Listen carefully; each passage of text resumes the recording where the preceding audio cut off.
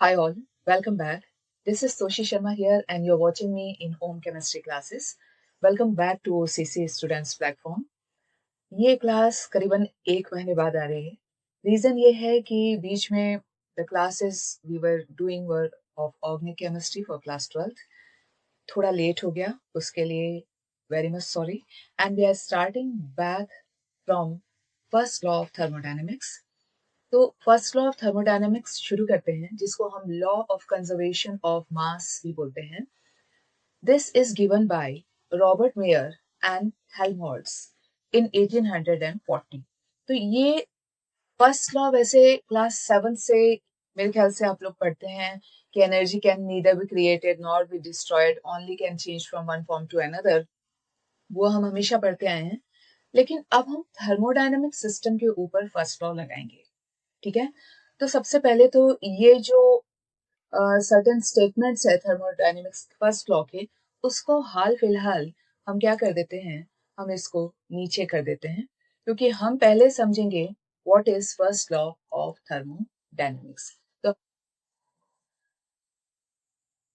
Let's draw a thermodynamic system. तो ये आपके पास एक सिलेंडर, करेक्ट, और उसमें है पिस्टन.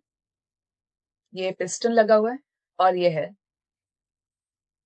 गैस सिस्टम है. ये हमारा क्या है बेटा, थर्मोडायनेमिक सिस्टम है. और हम क्या रहे हैं, हम फर्स्ट लॉ को समझने की कोशिश कर रहे हैं. फर्स्ट लॉ बोलता है कि energy of an isolated system और energy of the universe is constant. तो फर्स्ट लॉ पहले इधर लिख लें, एक पॉइंट लिख लेते हैं, energy of the isolated system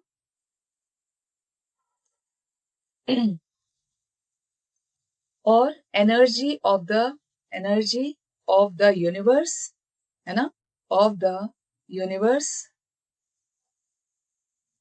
क्या होती है, कांस्टेंट होती है. कांस्टेंट है. कांस्टेंट मतलब ना वो क्रिएट हो रही है, नीदर क्रिएटेड नॉर डिस्ट्रॉयड. अब इस पॉइंट को हम समझेंगे किसमें, थर्मोडायनेमिक सिस्टम में, in the form of mathematical expression.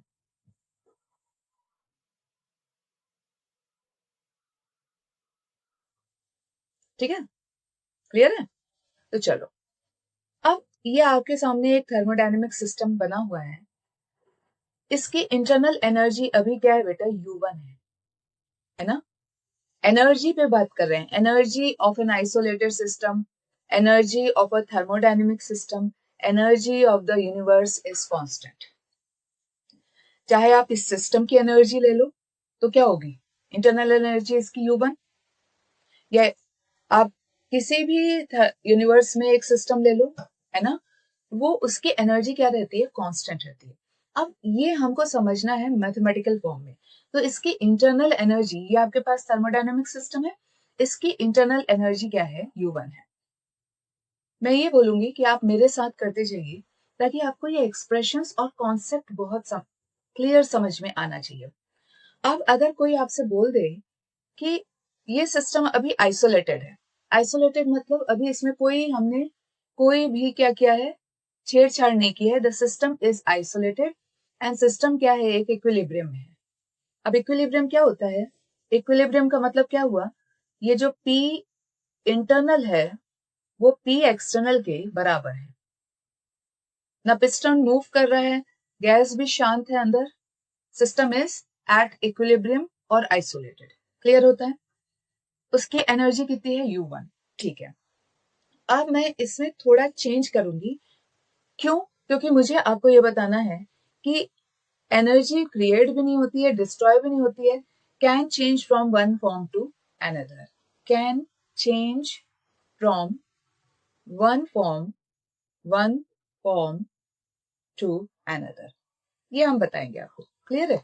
तो चलो, अगर मेरे को इस सिस्टम की एनर्जी चेंज करनी है ना, तो internal energy of the system अगर मेरे को चेंज करना है, इंटरनल एनर्जी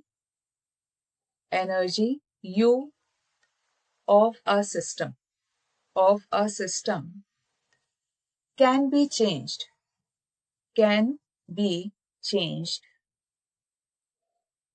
कैसे चेंज कर सकती हूँ मैं इस सिस्टम की एनर्जी को? कैसे चेंज कर सकती हूँ मैं? इसको क्या दे सकती हूँ? हीट बाय ट्रांसफरिंग हीट दे सकती हूँ मैं इसको। अब पहला क्वेश्चन, मैडम आप हीट दे रहे हो, क्या सिर्फ हीट दे सकते हैं? क्या सिर्फ हीट देने से? नहीं, I can do energy change, internal energy change by work also. तो अगर मुझे इसकी इंटरनल एनर्जी जो कि क्या है, U1 है, इसको अगर चेंज करना है तो या तो मैं इसको हीट दूंगी या इस पे वर्क करूंगी सिस्टम पे, है ना। अब बेटा हीट तो आप दे भी सकते हो, है ना। तो हीट का क्या है तरीका देने का? By heating it with the help of a Bunsen burner. तो क्यू अमाउंट ऑफ एनर्जी आप दे भी सकते हो और सिस्टम की एनर्जी कम भी कर सकते हो। तो आप यहां लिख सकते हो बाय हीटिंग और कूलिंग द सिस्टम। अगर मैं इस सिस्टम को हीट दूंगी, इंटरनल एनर्जी चेंज होगी। अगर मैं इस सिस्टम की हीट कम कर दूंगी, कूल कर दूंगी, तो भी इंटरनल एनर्जी चेंज होगी, है ना। इंटरनल एनर्जी पढ़ाया हुआ है आपको और वो मैं आई बटन में आपके लिए डाल दूंगी। तो अगर इंटरनल एनर्जी इसकी चेंज हो रही है हीट से और वर्क से भी। अब वर्क कैसा? वर्क बाय द सिस्टम भी हो सकता है, तो भी इंटरनल एनर्जी चेंज होगी, और ऑन द सिस्टम भी हो सकता है। आप सिस्टम पे काम कर सकते हो तो भी इंटरनल एनर्जी चेंज होगी, और अगर आप सिस्टम काम कर रहा है तो भी इंटरनल एनर्जी चेंज होगी। क्लियर है? समझ में आता है? अब मैं ये बोलती हूँ कि हमने क्या किया कि इस सिस्टम को हमने क्यू अमाउंट ऑफ एनर्जी दी। तो हम क्या बोल सकते हैं यहाँ पे हम कर लेते हैं, let Q amount of energy is given to the system। अब सिस्टम को आपने क्यू अमाउंट ऑफ एनर्जी दी, तो अभी सिस्टम की इंटरनल एनर्जी कितनी थी? इनिशियल U1, ठीक है। अब इंटरनल एनर्जी क्या हो जाएगी? U1 plus Q। अगर आप क्यू अमाउंट ऑफ एनर्जी दे रहे हो, हीट एनर्जी दे रहे हो इस सिस्टम को, है ना, यहां से आपने हीट एनर्जी दी क्यू अमाउंट, तो सिस्टम की इंटरनल एनर्जी बढ़ी, तो अब वो U1 नहीं है, अब वो क्या हो गई? U1 plus Q। समझ में आता है? क्लियर है? अब let's assume work is done on a system. अब मैंने इसमें क्या कर दिया? काम भी कर दिया। Let's assume work is done on a system. तो अब एनर्जी, इंटरनल एनर्जी क्या हो जाएगी? U1 plus Q plus W, है ना। तो सबसे पहले तो आप ये समझो कि इनिशियल इंटरनल एनर्जी कितनी थी? U1। फिर आपने हीट दिया, है ना, तो एनर्जी यहां से क्या हो गई? U1 plus Q। फिर आपने वर्क भी किया, तो एनर्जी क्या हो गई? U1 plus Q plus W। उसके बाद आपने कुछ नहीं किया, तो फाइनल एनर्जी क्या हो गई? U2। तो U2 क्या हो गया बेटा? U2 is equal to U1 plus Q plus W। समझ में आता है? क्लियरली समझ में आता है? तो अब हम आगे बढ़ते हैं। एक क्विक रिवीजन, ये था आपका सिस्टम। रफी डायग्राम बना लीजिए और कॉन्सेप्ट को पूरा समझिए, क्योंकि आपको न्यूमेरिकल्स भी करने हैं, है ना। तो इसकी एनर्जी थी U1। अब मैंने इसको दिया हीट, इसको क्या दे दिया? हीट। तो इसकी एनर्जी क्या हो गई बेटा, U1 प्लस क्यू। अब मैंने इस पे कर दिया वर्क, तो इसकी एनर्जी हो गई U1 plus Q plus W. अब U1 plus Q plus W क्या होता है, U2। ये क्या है, अब एनर्जी क्या हो गई, U2। सो इनिशियल एनर्जी क्या थी बेटा, U1, फाइनल एनर्जी कितनी है, U2। ठीक है, तो अब हम यहां से मैथमेटिकल एक्सप्रेशन निकालेंगे। तो U2 जो आपकी एनर्जी है वो किसके बराबर है, इनिशियल एनर्जी प्लस आपने हीट दिया प्लस आपने सिस्टम पे वर्क किया, the work is done on the system. तो ये क्या हो गया, U2 is equal to U1 plus Q plus W. Variables एक साइड ले आइए, U2 minus U1 is equal to Q plus W. U2 minus U1 means change in internal energy is equal to Q plus W. ये mathematical expression है आपका first law of thermodynamics का। ये mathematical expression है किसका, first law of thermodynamics का। समझ में आता है, समझ में आता है। इनिशियल U1 था, आपने हीट दिया, अब इंटरनल एनर्जी कितनी है, आपने अगर इसको हीट दिया है तो इंटरनल एनर्जी कितनी हो गई, U1 प्लस क्यू। अब आपने इस पे वर्क किया तो एनर्जी क्या हो गई, U1 plus Q plus W. अब ये हो गई आपकी फाइनल इंटरनल एनर्जी। तो फाइनल इंटरनल एनर्जी क्या है, U2 is equal to U1 plus Q plus W. Variable एक साइड लाएंगे तो delta U is equal to Q plus W. Clear है।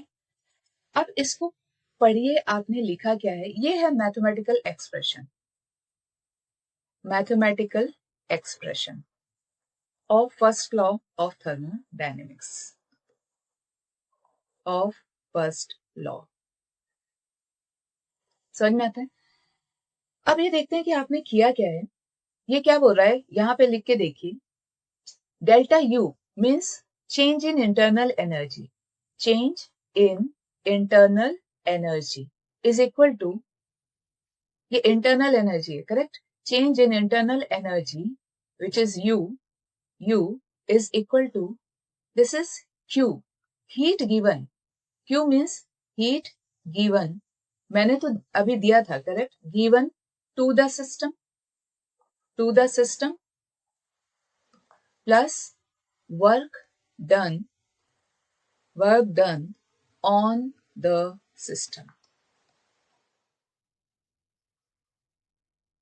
तो डेल्टा U अगर देखें आप, अभी क्या दिख रहा है, change in internal energy is equal to Q plus W, है ना। तो ये जो एनर्जी में चेंज आया है वो क्यों आया है, क्योंकि आपने हीट दी है और आपने वर्क किया है। Heat is a form of energy, work is a form of energy. तो ये एनर्जी किस में चेंज हो गई है, चेंज इन इंटरनल एनर्जी में। It can change from one form to another, can neither be created nor be destroyed. तो ये जो चेंज इन इंटरनल एनर्जी आया है, ये क्यों आया है, क्योंकि आपने उस पर हीट दी है और आपने उस पर वर्क किया है। क्लियर होता है। तो ये है आपका फर्स्ट लॉ ऑफ थर्मोडायनेमिक्स। तो अब हम चलते हैं स्टेटमेंट पे जो मैंने यहां छोड़ा था। ये देखिए, energy can neither be created nor be destroyed, only can change from one form to another.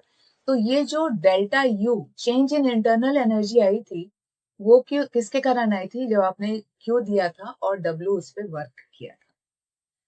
The internal energy of an isolated system is conserved under any thermodynamic changes.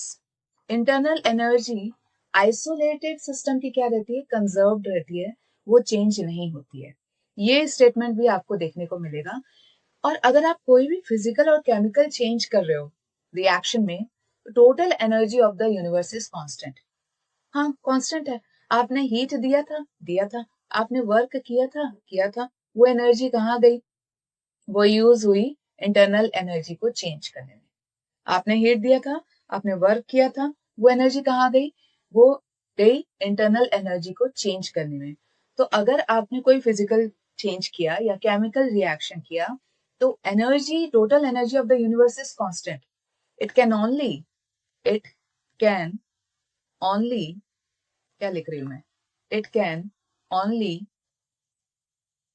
be changed, it can only be changed from one form to another, समझ में आता है? Clear है ना? ये है can, this is only, it can only be changed from one form to another. Clear? Now, if you see this case, अगर आप ये वाला केस देखते हैं तो I know most of you will ask कि madam work is done on the system, आपने बोला, so work is positive, correct? यहां से डाउट्स आपके आना शुरू हो जाते हैं. रीजन ये है कि वर्क जो होता है, वर्क पॉजिटिव भी होता है. when work is done on a system, और वर्क निगेटिव होता है when work is done by the system. है ना? है ना? अब आप बोलोगे मैडम आपने यहाँ वर्क पॉजिटिव लिया है, आपने क्या बोला कि work is done on a system, इसलिए मैंने वर्क क्या ले लिया? पॉजिटिव ले लिया. Case one. तो केस टू देखते हैं कि क्या यही फॉर्मूला हमको केस टू से मिलेगा जब मैं work is done by the system करूंगी. केस वन में मैंने क्या लिया था? Work is done on the system. तो हमको क्या मिला बेटा? Delta U is equal to Q plus W. ठीक है. अब हम देखते हैं work is done by the system और देखते हैं कि क्या हमको ये फॉर्मूला मिलता है कि नहीं. So let's move towards case two. Let's start with case two. So case two, there is a system. ठीक है, ये एक सिस्टम है, आइसोलेटेड सिस्टम है या थर्मोडायनेमिक सिस्टम, ये पूरा बना हुआ है आपके सामने, क्लोज सिस्टम है ये. इसकी इंटरनल एनर्जी U1 है. इंटरनल एनर्जी अभी क्या है? U1 है. ठीक है. अब मैं अगर बोलूं कि मैंने इसको चेंज करना है, इसको U1 से मुझे कहाँ ले जाना है? U2 में ले जाना है. तो हमें क्या करना पड़ेगा? इसको हीट देना पड़ेगा. दो ही तरीके हैं, इंटरनल एनर्जी चेंज करने के दो तरीके हैं, या तो आप हीट दो या आप वर्क करो. करेक्ट. तो मैंने हीट दे दी. ठीक है, मैंने क्या किया? मैंने हीट दे दिया है. तो मैंने इसको हीट दिया है, तो अगर जैसे ही मैंने इसको हीट दिया तो क्या हुआ? इंटरनल एनर्जी बढ़ी. ध्यान से सुनना. केस टू, क्योंकि work is done by the system है, work is done by the system. तो सिस्टम काम तभी करेगा जैसे आप हीट दिए, काइनेटिक एनर्जी बढ़ेगी, रैंडमनेस बढ़ेगा, मॉलिक्यूल में कोलिजन बढ़ेगा और ये पिस्टन को हिट करेंगे, और हिट करेंगे तो पिस्टन बाहर की तरफ जाएगा. तो ये क्या हुआ? Work is done by the system. तो जैसे ही मैंने हीट दी, इंटरनल एनर्जी में चेंज आया. इंटरनल एनर्जी में चेंज, इन इंटरनल एनर्जी को हम क्या बोलते हैं? Del U. इंटरनल एनर्जी में चेंज आया, ये U1 से कहां चले गई? U2 में. तो डेल्टा यू लिख सकती हूँ, डेल्टा यू. और वर्क डन हुआ, सिस्टम ने काम किया तो नेगेटिव हुआ. वर्क डन क्या हुआ? नेगेटिव हुआ. तो अगर यहां से हमको निकालना है फर्स्ट लॉ ऑफ थर्मोडायनेमिक्स, तो डेल्टा यू अगर मैं बाहर निकालूं, इधर रखूं, तो ये क्या हो जाएगा? Q plus W. तो सेकेंड केस में भी अगर सिस्टम काम कर रहा है तब भी, और सिस्टम पे काम हो रहा है तो भी, ये फॉर्मूला तो यही रहेगा.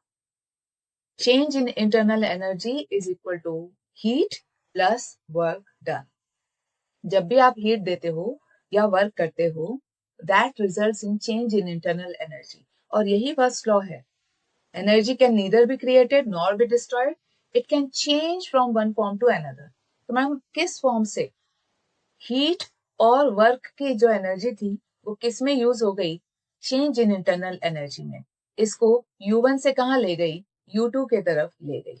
इसको U1 से कहाँ ले गई? U2 के तरफ ले गई। तो डेल्टा U कैसे निकालते हैं? U2 minus U1, final minus initial.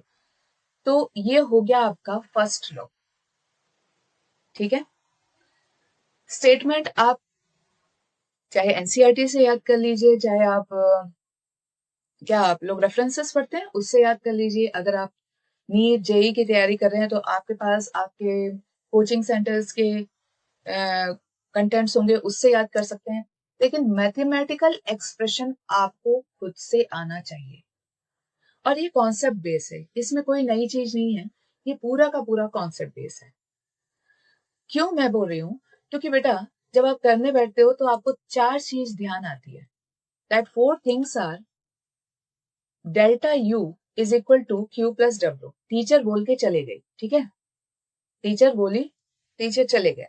अब Q पॉजिटिव होता है, Q नेगेटिव भी होता है, W पॉजिटिव भी होता है, W नेगेटिव भी होता है ना? होता है कि नहीं? होता है। तो जब आप न्यूमेरिकल करेंगे तो आपको ये समझ में आना चाहिए कि आपको इस फॉर्मूला में वैल्यूज को कैसे पुट करना है। Q कब पॉजिटिव होगा? हीट कब पॉजिटिव होगा? हीट कब पॉजिटिव होता है? When system is absorbing, taking, जो भी आप बोलो, heat from the surrounding, from the surrounding. मेरे ख्याल से स्क्रीन कट रही है, मैं एक बार चेक कर लूं। फ्रॉम द सराउंडिंग, यस थोड़ा सा कट रही है। तो क्यू पॉजिटिव कब है? जब अभी ये हीट दे रहे हो आप इसको, फॉर एग्जाम्पल यहाँ हीट दिया आपने, फिर से डायग्राम पे आ जाइए। अभी सिस्टम को हीट मिल रही है, system is taking heat from the surrounding, तो सिस्टम क्या है? क्यू पॉजिटिव है ना? जैसे ये सिस्टम है, पढ़ा चुके हैं आपको पहले भी। अगर सिस्टम को हीट मिल रही है तो क्यू क्या होगा? पॉजिटिव। क्यू क्या होगा? पॉजिटिव सिस्टम के लिए। अगर सिस्टम हीट दे रहा है, सेकेंड कॉन्सेप्ट, अगर सिस्टम हीट दे रहा है तो क्यू क्या होगा? नेगेटिव। सिस्टम को हीट मिल रही है, ये एक कॉन्सेप्ट, कॉन्सेप्ट नंबर 1, तो Q positive. System heat liberate कर रहा है, concept number 2, Q will be negative. ठीक है, क्लियर है? वैसे ही लाइक दैट ओनली वर्क का भी है। अगर सिस्टम काम कर रहा है, ये आपका सिस्टम, अगर सिस्टम काम कर रहा है ना, सिस्टम ने काम किया, पिस्टन थोड़ा बाहर आ गया, सिस्टम ने काम किया, है ना, तो वर्क क्या होगा? वर्क क्या होगा? नेगेटिव। वर्क क्या होगा? नेगेटिव। कैसे लिखा है मैंने? 1 मिनट। अगर सिस्टम इज वर्किंग, सिस्टम काम कर रहा है, तो वर्क क्या होगा? नेगेटिव। और अगर आप सिस्टम पे काम कर रहे हो, आप यहां खड़े हो, केस नंबर 2, और आप सिस्टम को पुश कर रहे हो, पिस्टन को अंदर पुश कर रहे हो, अब पिस्टन यहां आ गया, तो वर्क क्या होगा? पॉजिटिव। कहने का मतलब, अगर सिस्टम काम करेगा तो वर्क नेगेटिव, सिस्टम लिबरेट करेगा हीट तो heat negative, Q negative, system पे काम होगा तो वर्क पॉजिटिव, है ना, और सिस्टम हीट अगर लेगा तो क्यू पॉजिटिव। अब इसमें हम फर्स्ट केस लेते हैं। अब फर्स्ट लॉ पे डिफरेंट केस लेंगे, ठीक है? अब फर्स्ट लॉ पे हम केसेस लगाएंगे। हम कैसे? पहला है if delta V is equal to 0, that means change in volume is constant,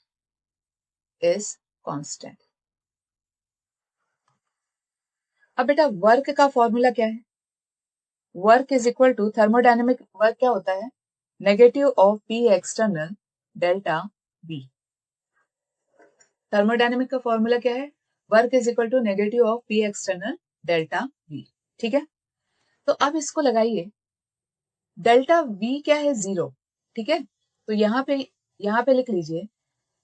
अब ये क्या हो जाएगा, delta U is equal to Q plus negative of P external delta V, है ना। W की वैल्यू लिख दी मैंने। अब डेल्टा वी आपका क्या है, 0, तो ये क्या हो जाएगा, डेल्टा वी 0, तो minus P external into delta V है, तो डेल्टा वी क्या है, 0, तो एनीथिंग मल्टीप्लाइड बाय 0 इज 0, तो ये पूरी वैल्यू क्या हो गई आपकी, 0। तो delta U is equal to क्या हो गया, क्यू, क्यू सिर्फ क्यू बचा, और यहाँ पे लगाएंगे वी। ये वी बताता है constant pressure, sorry constant volume. क्या बताता है, कांस्टेंट वॉल्यूम। तो डेल्टा यू, अब इसको ध्यान से पढ़िए, इसको थोड़ा लिख के देखिए। Change in internal energy, change in internal energy, internal energy is equal to heat change at constant volume, at constant volume। Internal energy में जो चेंज है वो किसके बराबर है, heat change at constant volume. तो पहला फॉर्मूला क्या था, फर्स्ट लॉ ऑफ थर्मोडायनेमिक्स, है ना। तो पहला फॉर्मूला लिख लीजिए, फर्स्ट लॉ ऑफ थर्मोडायनेमिक्स का क्या था, delta U is equal to Q plus W. Second हमने लगाया delta V is equal to 0, तो उस केस में क्या हो गया, delta U is equal to Q V. Change in internal energy is equal to heat change at constant volume, is equal to heat change at constant volume. First formula, second formula. ठीक है ma'am, खत्म नहीं। अब हम क्या करेंगे, अब मैं बोलूं कि अगर Q इज इक्वल टू 0 है, that means change in heat is equal to 0, तो सेकेंड कॉन्सेप्ट लीजिए। सेकेंड कॉन्सेप्ट हमारा क्या होगा, second Q is equal to 0, heat change is equal to 0, तो क्या हो जाएगा आपका, delta U is equal to क्या होगा बेटा, Q प्लस W, तो ये 0 plus W that is equal to W. So delta U is equal to W. ठीक है, डेल्टा U किसके बराबर आ जाएगा, डेल W के बराबर आ जाएगा। आप ये बताइए, Q इज इक्वल टू 0 कहाँ होता है, हीट एक्सचेंज 0 हो गया, heat exchange between system and surrounding, system and surrounding is 0। और ये आपने कहा देखा है, सिस्टम और सराउंडिंग के बीच में अगर हीट एक्सचेंज नहीं हो रहा है तो ये कौन सा प्रोसेस है, एडियाबैटिक प्रोसेस है। ये कौन सा प्रोसेस है, एडियाबैटिक प्रोसेस है। So delta U is equal to W adiabatic. समझ में आता है ना। अगर हीट एक्सचेंज 0 है तो भाई सिस्टम कैसा है, एडियाबैटिक। थर्मस याद है, हीट एक्सचेंज 0 था, सिस्टम कैसा हुआ, adiabatic. So delta U is equal to क्या हो जाएगा, डब्ल्यू एडियाबैटिक। चलो इसको भी करते हैं, वर्क को पकड़ो। If work is done on the system, it's delta U, change in internal energy, will increase.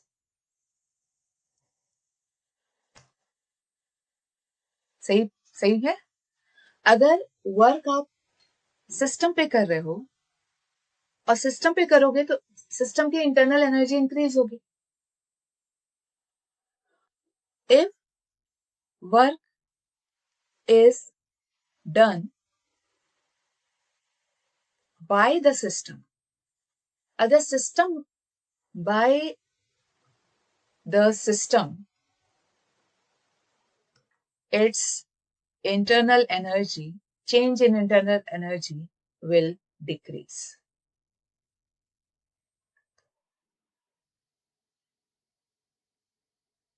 Internal energy लिख सकते हैं, बिल्कुल लिख सकते हो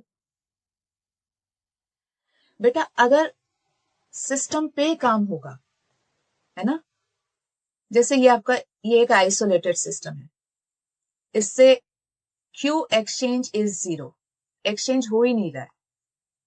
अब आप इस पे वर्क करोगे, work is done on the system, तो अंदर की इंटरनल एनर्जी U1 से U2 जाएगी, वो इंक्रीज होगी। और अगर सिस्टम वर्क कर रहा है तो इसकी इंटरनल एनर्जी डिक्रीज होगी। तो delta U is equal to W adiabatic, है ना। अगर सिस्टम काम कर रहा है तो उसकी इंटरनल एनर्जी कम, और सिस्टम पे काम हो रहा है तो सिस्टम की इंटरनल एनर्जी बढ़ जाएगी। क्लियर है? न्यूमेरिकल के समय याद रखिएगा। तो 3 फॉर्मूला हो गए, फिर से लिख लेते हैं। फॉर्मूला 1 क्या था? Delta U is equal to Q plus W। ये फॉर्मूला किसका था? किसका था? फर्स्ट लॉ ऑफ थर्मोडायनेमिक्स का, ये U है। उसके बाद आपने किया था,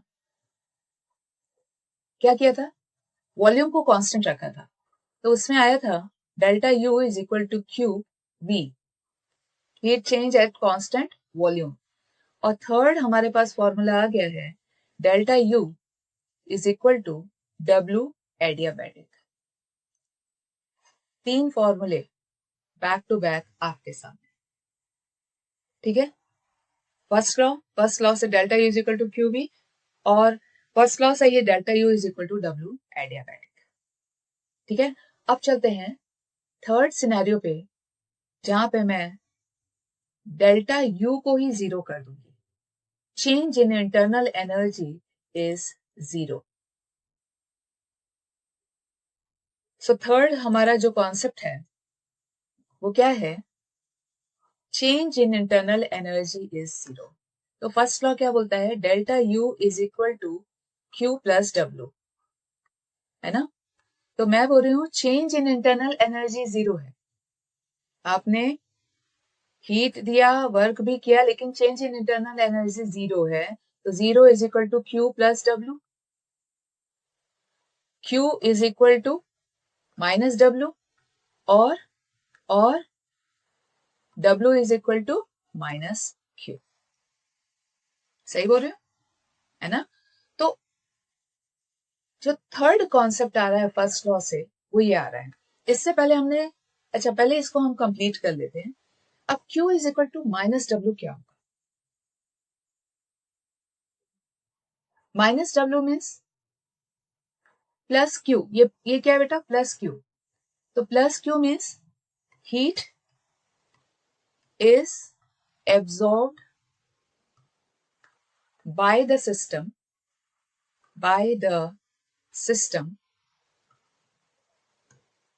है ना। प्लस Q है तो सिस्टम को हीट मिली है फ्रॉम द सराउंडिंग, है ना, फ्रॉम द सराउंडिंग उसने हीट ली है। Plus Q is equal to work done by the system। System ने काम किया। Q is equal to minus W, heat is absorbed by the system is equal to work is done by the system। System ने heat absorb की और minus W दिखा रहा है, यानी सिस्टम ने काम किया। और यहां पे क्या हो जाएगा बेटा? वर्क पॉजिटिव है, वर्क पॉजिटिव है, तो work is done on the system, system पे काम हुआ, इज इक्वल टू हीट, अब माइनस क्यों है, heat released by the system. If delta U is equal to 0, means change in internal energy is 0, है ना? तो आपका जो Q है is that is equal to minus W. अब इसमें एक कॉन्सेप्ट और आ जाता है और वो कॉन्सेप्ट है फॉर आइसोथर्मल irreversible process. अगर delta U change in internal energy 0 है तो प्रोसेस क्या है, आइसोथर्मल है. So isothermal irreversible process Q is equal to minus W. Q is equal to minus, और W की वैल्यू क्या होती है, minus P external delta V. तो Q क्या हो जाएगा बेटा, Q क्या हो जाएगा, minus minus plus P external delta V. ठीक है, तो Q की वैल्यू आपको क्या मिलेगी, plus P external delta V. किसके लिए, इरिवर्सिबल प्रोसेस के लिए, इरिवर्सिबल प्रोसेस के लिए. ठीक है, क्योंकि अगर डेल्टा U 0 होता है तो Q is equal to minus W. अब वर्क इरिवर्सिबल भी होता है, इरिवर्सिबल प्रोसेस है ना. तो अगर हम रिवर्सिबल आइसोथर्मल रिवर्सिबल वर्क की बात करते हैं, और सेकेंड टॉपिक इसमें आएगा आइसोथर्मल रिवर्सिबल वर्क और प्रोसेस. क्या होता है W, isothermal reversible process. W is equal to, W reversible is equal to, आपने किया हुआ है minus nRT natural log of V final by V initial, है ना. तो अब इसको हम करेंगे Q is equal to minus W reversible. Minus W reversible की वैल्यू यहां पे रखिए, तो ये क्या हो जाएगा, Q is equal to minus of, ये वाली वैल्यू रख दें, minus nRT natural log of VF by V final by V initial. ठीक है ना. W रिवर्सिबल की वैल्यू मैंने रख दी minus nRT natural log V final by V initial. अब ये माइनस और ये माइनस, ये क्या हो जाएगा, plus. So Q is equal to nRT natural log of V final by V initial. ठीक है, आगे बढ़े. अब हम इसको चेंज, नेचुरल लॉग को हम कैसे चेंज करेंगे, नेचुरल लॉग को हम लॉग टू द बेस ई में चेंज करते हैं, और लॉग टू द बेस ई को हम लॉग टू द बेस 10 में चेंज करते हैं. तो हम फैक्टर लगाते हैं 2.303 लॉग टू द बेस 10. ठीक है ना, क्लियर है. तो अब ये जो नेचुरल लॉग है, मैं उसको लॉग टू द बेस 10 में अगर चेंज करती हूँ तो मेरे को क्या लगाना पड़ेगा, 2.303. 2.303 ये आ गया आपका nRT log to the base 10 of V final by V initial. Q की वैल्यू आएगी किसके लिए, when delta U is equal to 0. ठीक है, तो वर्क, रिवर्सिबल वर्क आपका आएगा 2.303 nRT log to the base 10 V final by V initial. जिसको नहीं समझ में आ रहा है उसको मैं ये बोलूंगी कि अगर आप W की वैल्यू रखते हैं किसमें, delta U is equal to 0 आया, Q इज इक्वल टू क्या हो गया, माइनस W. W जो वर्क है इरिवर्सिबल भी होता है, रिवर्सिबल भी होता है. अब delta U is equal to 0 हो गया तो प्रोसेस क्या हो गया, आइसोथर्मल. तो आइसोथर्मल में इरिवर्सिबल में W की वैल्यू रखिए P एक्सटर्नल डेल्टा V, तो आपको क्या मिलेगा, Q is equal two plus P external delta V. अगर आप आइसोथर्मल रिवर्सिबल प्रोसेस में रखते हैं तो Q की वैल्यू आपको क्या मिलेगी 2.303 nRT log to the base time VF by VI, V final by V initial. The fourth process is fourth one will take if W is equal to 0. First law में अगर आप W को क्या कर देते हैं 0 कर देते हैं, work done by the system is 0. System has not done any work, और सिस्टम पे कोई काम नहीं हुआ, सिस्टम ने भी कोई काम नहीं किया है, ठीक है. Work done is constant. तो अब क्या हो जाएगा, delta U is equal to Q plus W. Delta U is equal to Q, क्योंकि W क्या है 0 है. अब इसका मतलब क्या हुआ, increase in internal energy of the system is equal to heat absorbed by the system.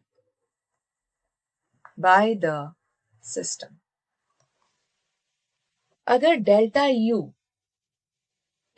अगर change in internal energy increase हो रही है या इंटरनल एनर्जी इंक्रीज हो रही है, सिंपल लैंग्वेज में अगर सिस्टम की इंटरनल एनर्जी इंक्रीज हो रही है यानी उसने हीट ली है. भाई ये कोई सिस्टम है, ठीक है, इसकी एनर्जी U1 है. अब इसकी एनर्जी इंक्रीज कब होगी, जब ये Q अमाउंट ऑफ हीट लेगा. तो मैंने क्या लिखा है, increase in internal energy of a system is equal to heat absorb by the system, है ना. अगर मैं ये लिखूं, इसको लिखूं डिक्रीज इन इंटरनल एनर्जी,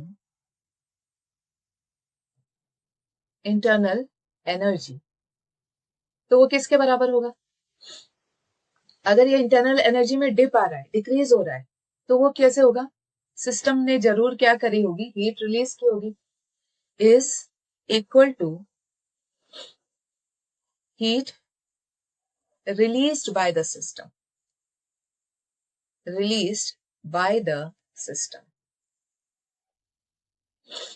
समझ में आता है. अगर डेल्टा U इंक्रीज हो रहा है, इंक्रीज कब होगा बेटा, इंक्रीज कब होगा, जब U final minus U initial, final ज्यादा होगा, इनिशियल कम होगा. तो डेल्टा U इंटरनल एनर्जी में क्या हो रही है, इंक्रीज आ रहा है. और अगर इंटरनल एनर्जी कम हो रही है यानी सिस्टम क्या कर रहा है, हीट लूज कर रहा है. तो चेंज इन इंटरनल एनर्जी और Q क्या है, बराबर है. इंटरनल एनर्जी में इंक्रीज हुआ यानी सिस्टम ने हीट लिया, इंटरनल एनर्जी में डिक्रीज आया यानी सिस्टम ने हीट लिबरेट किया. समझ में आता है. तो ये कॉन्सेप्ट्स आपको याद रहने चाहिए. तो अब हम एक फाइनल क्या कर लेते हैं, कॉन्सेप्ट लिख लेते हैं जो हमने आज किया है. हमने आज किया है फर्स्ट लॉ ऑफ थर्मोडायनेमिक्स. तो फर्स्ट लॉ क्या बोलता है, delta U change in internal energy is equal to, दो तरीके से हो सकती है, या तो आप हीट दोगे या आप वर्क डन करोगे, ठीक है. सेकेंड हमने किया था कि इसमें फर्स्ट लॉ में if delta V change in volume is equal to 0, तो फर्स्ट लॉ क्या हो जाएगा बेटा, फर्स्ट लॉ क्या हो जाएगा, delta U is equal to Q at constant volume. Clear हो गया, क्लियर होता है. थर्ड वाला हमने जो कॉन्सेप्ट किया था, इफ Q प्लस 0 ना, तो अब इस केस में if Q is equal to 0, Q 0 हुआ तो सिस्टम क्या हो गया, एडियाबैटिक. सिस्टम और सराउंडिंग के बीच में हीट एक्सचेंज नहीं हो रही है. तो फर्स्ट लॉ कैसे दिखेगा आपको, ये फर्स्ट लॉ ऐसा दिखा. अब फर्स्ट लॉ आपको कैसा दिखेगा, delta U is equal to W adiabatic, ठीक है. फोर्थ पॉइंट हमने पढ़ा कि इफ, अब हमने क्या किया था, डेल्टा U को ही 0 कर दिया था, if delta U is equal to 0 तो क्या हुआ था, Q इज इक्वल टू क्या हो गया था, माइनस W, और W is equal to minus Q. अच्छा, Q is equal to minus W में हमको दो फॉर्मूले मिले थे, एक इरिवर्सिबल प्रोसेस के लिए, इरिवर्सिबल आइसोथर्मल प्रोसेस के लिए, और एक रिवर्सिबल आइसोथर्मल प्रोसेस के लिए। इरिवर्सिबल क्या था? Q is equal to P external delta V, और इरिवर्सिबल क्या था? Q is equal to 2.303 nRT log to the base 10 V final by V initial। समझ में आता है? और इसमें हमने, तो इसका मतलब फर्स्ट लॉ कैसा दिखेगा? अगर Q इज इक्वल टू 0 है तो फर्स्ट लॉ कुछ ऐसा दिखेगा। ठीक है, अब हम फिफ्थ पॉइंट हमने जो पढ़ा था वो ये था कि अगर हम Q को जीरो कर, अच्छा Q जीरो हो गया, W को जीरो कर देते हैं। If W is equal to 0 तो डेल्टा U किसके बराबर हो जाएगा? Q के बराबर हो जाएगा। नेक्स्ट क्लास में मैं इसी कॉन्सेप्ट को आगे लेके जाऊंगी। So we will do the enthalpy. अभी डेल्टा U क्या आया है? QV आया है ना? तो अब हम नेक्स्ट टॉपिक पढ़ेंगे फर्स्ट लॉ कंप्लीट। अब हम पढ़ेंगे एंथैल्पी, और फिर हम उसमें देखेंगे कि delta H is equal to QP कैसे आ रहा है। We'll talk about that. So see you in the next class very soon. Bye for now.